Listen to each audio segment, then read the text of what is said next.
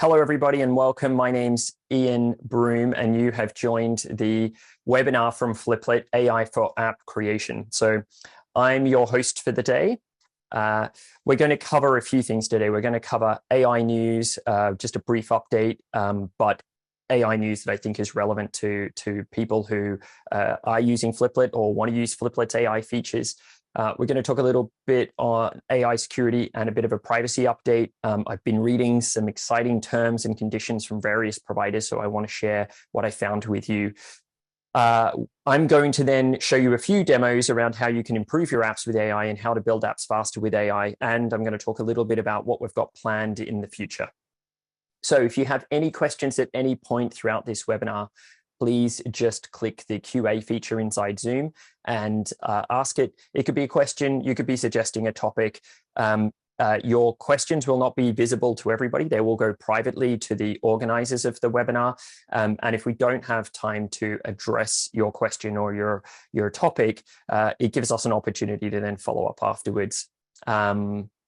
This is our second AI webinar. If you missed the first one, you can watch it on demand at fliplet.com/webinars. The previous webinar covered the different types of AI technologies available, the risks of AI in business, how AI can be used within Fliplet apps to help your users, and how AI can be used to help produce apps quickly. I'll be touching a little bit on some of the content that we covered last time, just because looking at the registration numbers, the majority of people who are attending this webinar did not attend the previous one. Yeah, if you did attend the previous one, it shouldn't take more than a couple of minutes for me to kind of cover off the material you previously saw. So what is Fliplet? So I'm just going to show you a bit of a video while I explain what Fliplet is. So Fliplet is an online tool that enables you to very rapidly build web and mobile apps. It supports no code and code, which is a bit unique in our space. It also has a number of pre-built screen templates, as you can see here, and it also has some pre-built complete solution apps as well. So you're able to kind of either build something from scratch with Fliplet, but you can also get going with some of the existing things that we already have. And there's a free account available if you want to have a play with Fliplet, but you're not yet a customer. So don't be shy. Feel free to visit our website and sign up if you haven't played with it yet. Now there we go. So what are the benefits of combining Fliplet with AI? So Fliplet offers the following benefits and makes it well suited for integrating with AI capabilities. So firstly, Fliplet already stores data and files on behalf of our customers. This makes it therefore very easy to use the information that's already in Fliplet and integrate it with AI. You don't have to build new infrastructure. You don't have to figure out all of the technical and security issues that you might need to do if you were building your own solution from scratch. The second is Fliplet secure and compliant. We're certified by ISO 27001, and we're regularly audited. We have experience integrating safely with third-party APIs and AI, and we've recently announced our OpenAI API. That's difficult to say fast. You can learn more about it at that URL. And we've deliberately built our AI API so that we can incorporate with other technologies in the future if AI proves not to be continuously the kind of preferred solution by our customers and ourselves. We're also building out a set of pre-built AI features that you'll be able to use, and I'm going to demo some of them today. AI isn't very fast. You'll see that in the demos that I show you in a moment. One of the key things that I think is really going to help customers use AI more inside, say, Fliplet Studio or apps built with Fliplet is that they can manage the reliability and speed of AI. So one of the great things that you can do with Fliplet is you can store the result that you get from AI and then access it very quickly without having to go continuously back to AI asking for the data you've previously received. We also have a set of complementary features such as notifications, analytics, branding, etc. These features can be used to customize your app, and they complement AI. AI doesn't necessarily offer those capabilities. And Fliplet produces native mobile apps and web apps, enabling you to distribute your new AI features very rapidly. So let me jump into some AI news. So as you may be aware, Bing Chat has now been available for a little while. It came out pretty soon after they did their big $10 billion investment into OpenAI. This means that you can access it. You have to use the Microsoft Edge browser, but that's fine. It's available free on all platforms. And if you're running a Windows machine, you probably already have it on your computer. All you need to do is go to bing.com and click on chat, and if you want to use it. Recently, they added an image generation using DALL-E, which is pretty cool. I've been playing around with it. My daughter in particular really likes it. They've announced that they're going to be adding plugins and richer results coming soon. And they've also, inside Bing Chat, they've got what they call a compose mode that enables you to produce relevant material that you can then load into, say, Office 365, Gmail, or other web apps such as Fliplet Studio. Google Bard is now available to everybody. Originally, when Google Bard was released a couple of months ago, it was okay, but not as good as ChatGPT. It's gotten a lot better recently. If you haven't had a play, I recommend you go and try it out. It can search the web, and Bing Chat can also search the web. Sorry, I forgot to mention that. Google has announced that plugins and rich results are coming soon, and it's already got a very simple integration with Google Docs and Gmail. So when you produce a result that you want, it's just one click and it'll take it over to that relevant piece of software for you. ChatGPT has been working hard on kind of building out a really large database of plugins. And just today, I noticed that my GPT Plus account got access to the new beta feature that allows ChatGPT to also search the web. So they've kind of caught up with Google Bard and Bing Chat. One of the other really cool use cases that I've been playing around with and discussing with my colleagues is icon generation. And I think this is going to be a really exciting way in which we can all use AI. So the first thing is, if you're not a professional designer, you probably find it hard to generate professional looking icons. As you can see, AI makes that pretty easy to do by just asking it to generate an icon and asking it what you'd like the icon to include. The other cool thing is, once you find a style that you like, you can then figure out a way to ask it to generate other icons of similar styles. So for example, geometric shapes. You can generate a whole library of different icons, and then that would give you a bank of icons that you can use as you build out different apps. This is really exciting because it's not just about generating a single icon and then having to try to generate maybe a similar icon again in the future, but you can actually ask it, you know what, generate me lots of different icons of geometric shapes in these brand colors, and it'll do that for you. And you can just keep asking it to regenerate new ideas all the time, build out a bit of a collection, store them, and then use them whenever you're ready. So you'll start to see image generation features added into Fliplet Studio soon. And we believe that this will really help people, particularly who are not professional designers or who don't have access to professional designers, to create really professional looking icons for their apps. As you can see, AI is quickly becoming much easier to access and smarter. And as I think we all forecasted, much more readily available to members of the public and people inside companies. So as I promised, I was going to give you a bit of an update on privacy and security. So it's changing really fast. So firstly, OpenAI a couple of weeks ago announced that they had added to ChatGPT a disabled chat history feature. And this basically means that anything you now put into ChatGPT will not be used to train their models. This is really important if you want your data not to end up showing up in somebody else's results. This was previously available, but you had to use the API, which is what Fliplet uses. Google, now that they've launched Bard, they've updated their terms of use. What they state is that any information that you enter into Bard, they can use to train Bard. They also state that you will not input any personal or sensitive information, including names, phone numbers, addresses, emails, or birth dates into Bard. I think that's interesting. Only because OpenAI doesn't specify those restrictions. And as I previously mentioned, they now allow you to opt out of your data being used to train their system. So at the moment, Google doesn't allow you to opt out of that using Bard, but ChatGPT does. And now if you look at Microsoft, their terms for Bing Chat state that you cannot use anything that you create, including the images, using their image generator for commercial purposes, which I find a little bit confusing because they've got this compose feature, which encourages you to generate work-related content and then copy and paste it into your documents. Yet apparently, according to the terms, you cannot use it for commercial purposes. The second thing is that they state that not only can they use your data to train Bing Chat, but they can also do anything else they want with it. It's a very broad statement in their terms. So I've included the links down the bottom. They're very small. I apologize if you're unable to read them. If you'd like a copy of these links sent to you, just pop a message in the QA feature and we'll email them to you afterwards. It's worth noting that out of these 3 different providers, Microsoft terms seem to be the worst, which is a little bit surprising.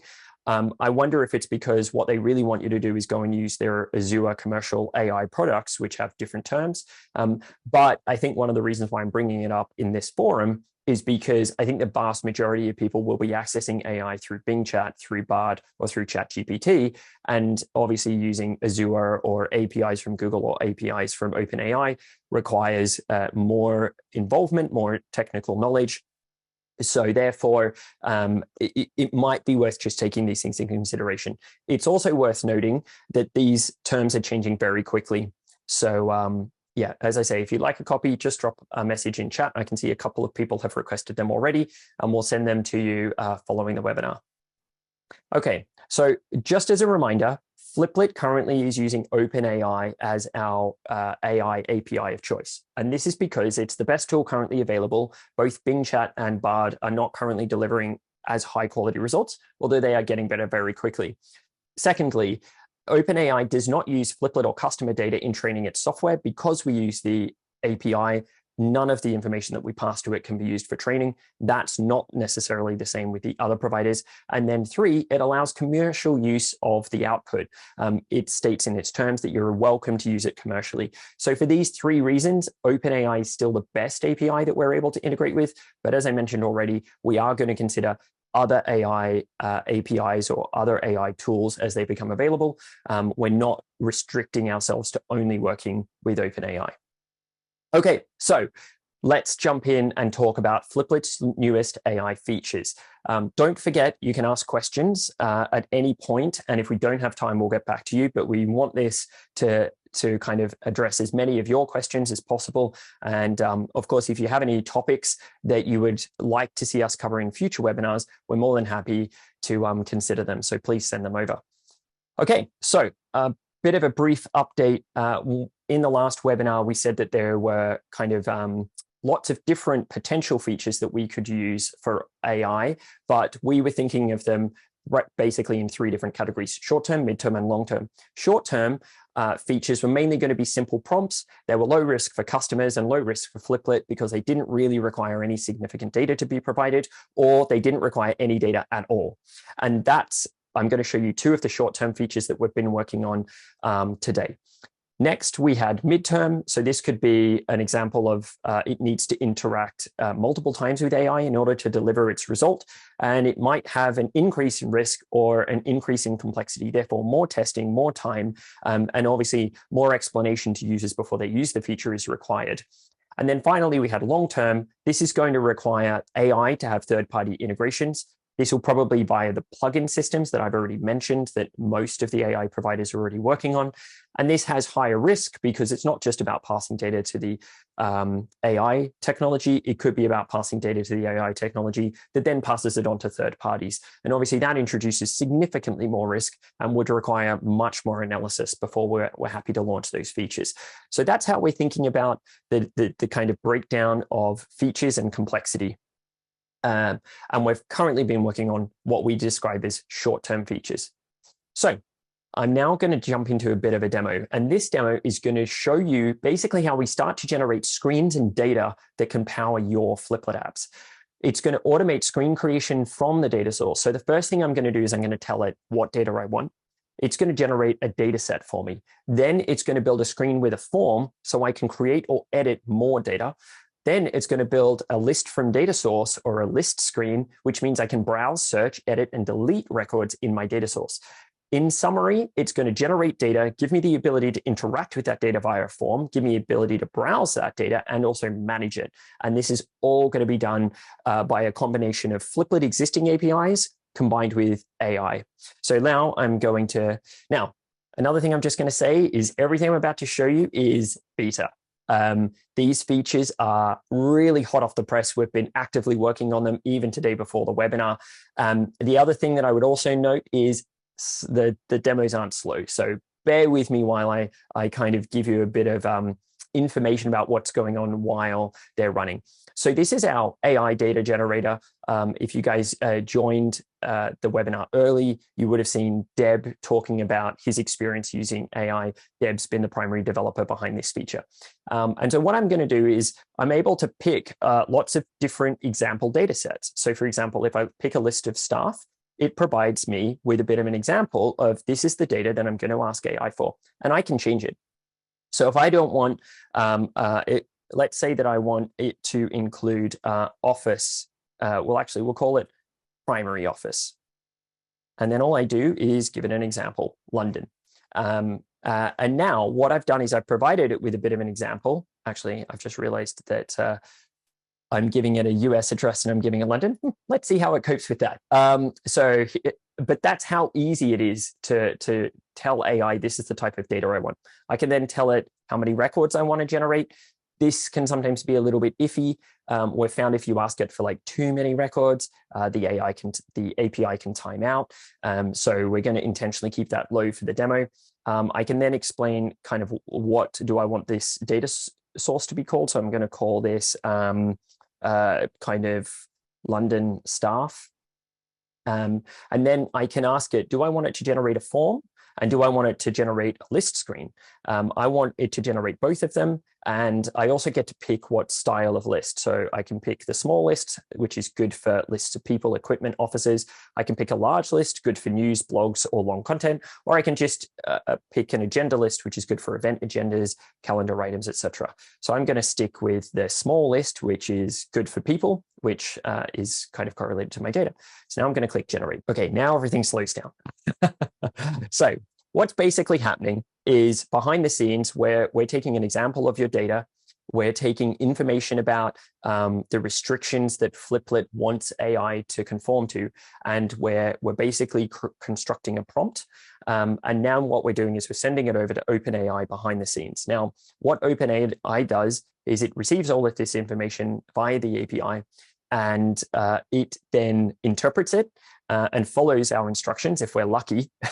And does exactly what we ask of it. Well, now, one of the things, if you're considering incorporating AI into your own apps, which is kind of our hope, which is the main reason why we built an AI API that's available to all Fliplet paying customers, the key reason why we've kind of built this capability in is so that customers are able to build their own prompts. And so one of the things that we were discussing earlier this week is how important is it that, for example, we protect the prompts or that we share the prompts for the data generation with our customers? And what we've realized is actually it makes a lot of sense for our customers to be able to see how we're structuring our prompts. I'm not going to go into how the prompts work. If you're interested to see kind of how the prompts are working, we're very happy to kind of explain how you can use this demo and look at the code and see the prompts, etc. It's also worth noting that these demos aren't available yet, but I'll talk about when we're going to be making these demos available very soon. So as you can see, it's processing the request and it says, please be patient. So I'm kind of filling time. It's probably taken about a minute now. And you can see here that it has successfully generated our data and it's saved our data to a data source. The next thing that it's going to be doing is it's going to be building my form screen. Now, what it does is it takes all the information about Fliplet's form builder component and it provides that in a structured format to OpenAI. OpenAI uses that along with an example data to make a judgment on what fields should I put into the form. So the entire form is built through AI making the decision about what we include. And based on our experience, it's very good at figuring out what it should include. And I'll show you the form in a second as well. These messages are popping up because I'm inside Fliplet Studio and this is literally building new screens in my app. This message is kind of part of our kind of core developer features inside Fliplet Studio. If you were running this in a web app or inside a live app, you wouldn't see this. And it's now generated the form and now it's building the list screen. So this should be done very soon. Just while I've got you, next Fliplet Summit is coming up. Fliplet Summit is our biannual kind of big product update and feature announcement webinar. I will be doing a keynote presentation about the impact that AI is probably going to have on low-code, no-code tools, apps in general, and also app maintenance. So if you're interested in kind of more of a macro discussion around how AI is going to affect products like Fliplet or other tools that you have inside your organization, you might want to attend. So as you can see, it now says that it's generated the form screen, generated the list screen, and it's now completed. Now, because I'm inside Fliplet Studio and Fliplet Studio's screen list doesn't update in real time, I just have to quickly refresh. Oops. So I'm just going to switch quickly back into preview mode. Oh, actually, I think I do need to refresh. Okay, cool. So now we're back, and you can see here that it's generated my form. So let's have a look at my form. So if I just jump into edit mode, and I click on this, you can see that it's automatically put in the first name, the last name, the email, the title, the primary office, and address fields for me. And if we click on email, it's created an email input field. If we click on, say, primary office, it's assumed that it's a text input, which is correct. That's exactly what I would have decided as well. So it's basically AI has decided what field types to put here. And that will now work if I wanted to use it in updating the data source.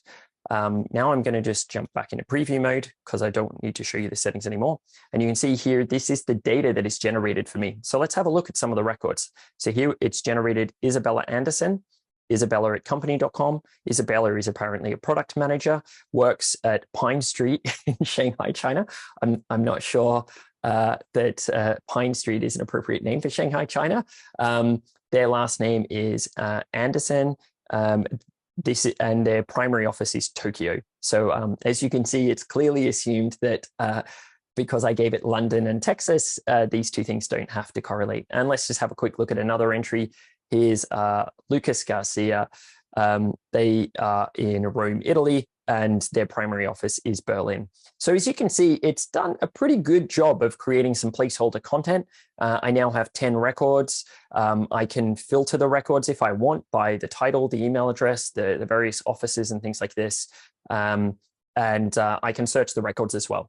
So that's basically a demo of how you're able to use AI to generate data sources and build screens. As you can see, it took probably about a minute for each request, which isn't particularly fast, unfortunately. And we expect that it's going to get faster. Also, Fliplet's been working hard on building these features, getting them ready for today's demo. One of the tasks that we haven't started to experiment with is how do we optimize these so that they load faster? Okay, let me dive into the next demo. So the next one is a demo of how you can generate app marketing assets with AI. So the key question that lots of our customers ask us is, how do you effectively promote your app?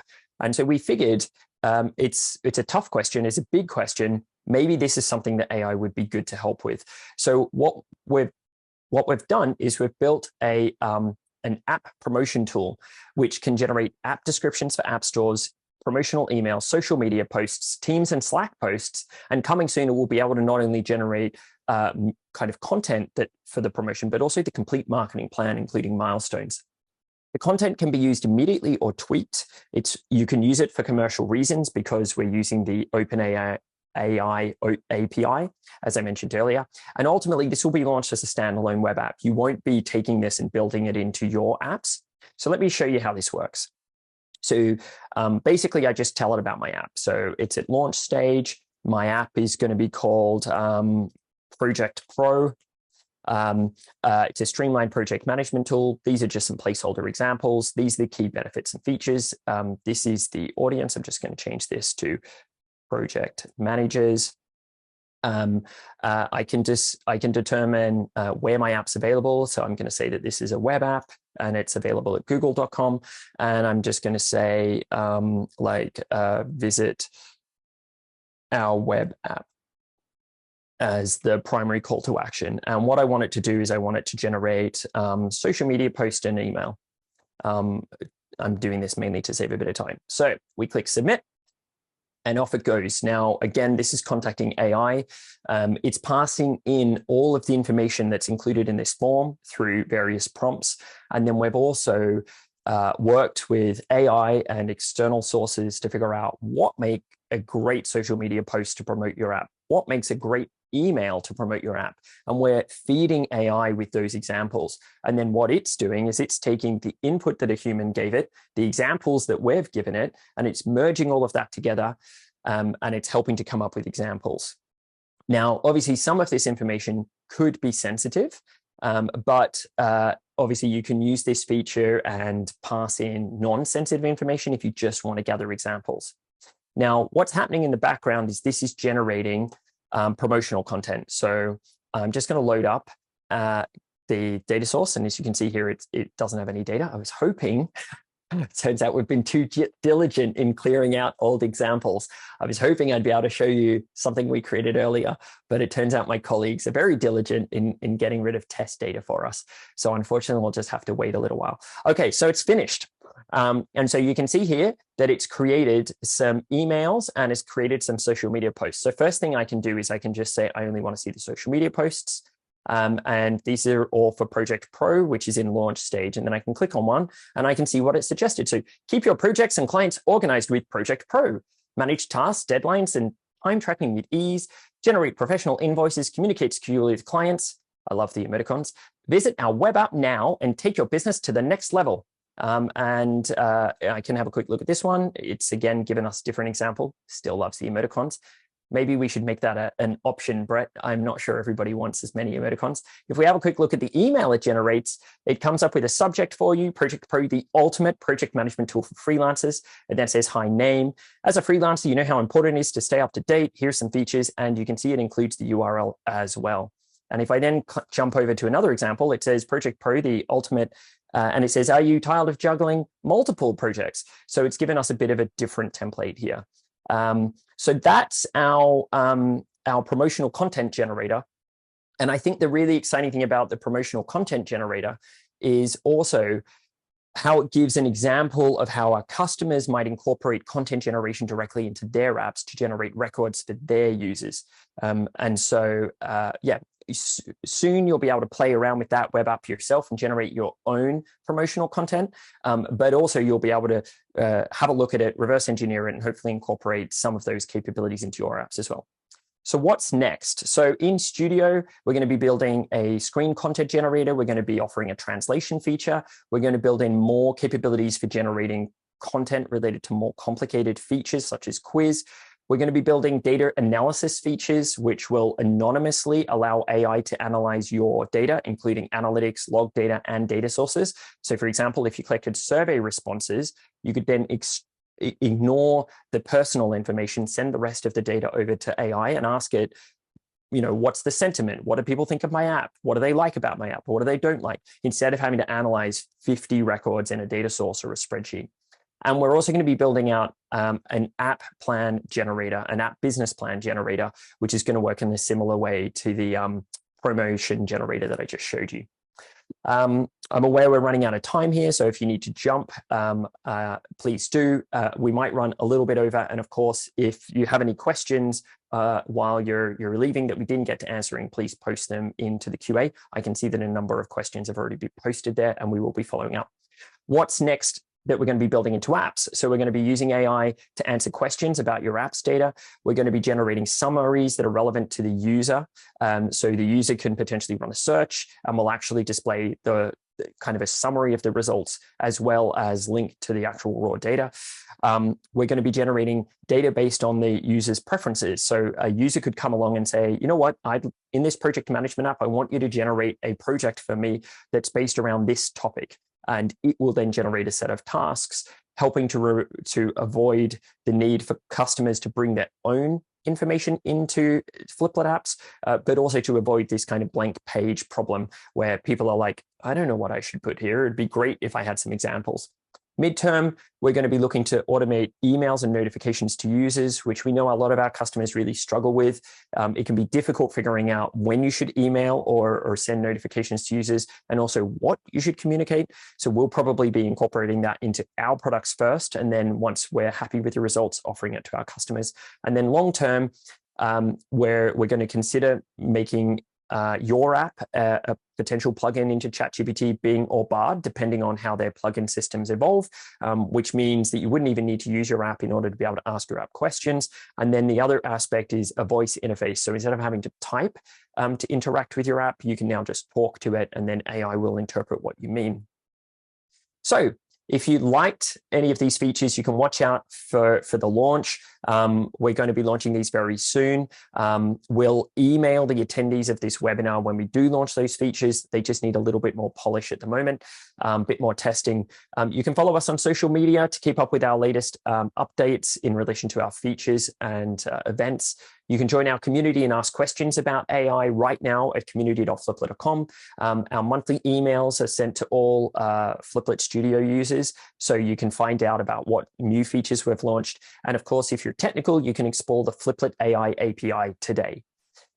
We have a number of upcoming webinars that you might be interested in. So as I mentioned, next week, I'm giving a keynote on will AI replace no-code or low-code tools and their associated capabilities. Mayer Brown, a big law firm, will be giving a case study. We've got a Fliplet roadmap update of all the latest features that we've recently launched and are working on. We've also got demos of our project management, capacity management, and community solution. And as usual, we have a security and compliance update from my colleague, Nick. That's on the 24th of May.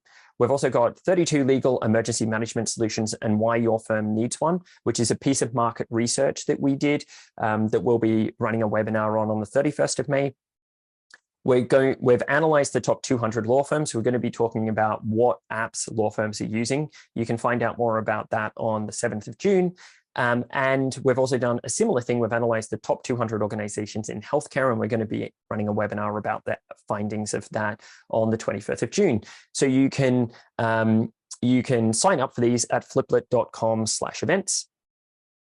And that concludes our webinar, only 3 minutes over. I think that's a bit of a record for me.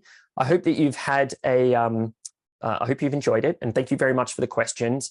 We'll definitely be getting back to everybody who's asked questions. I noticed a few of you asked for the terms and conditions links that I referred to.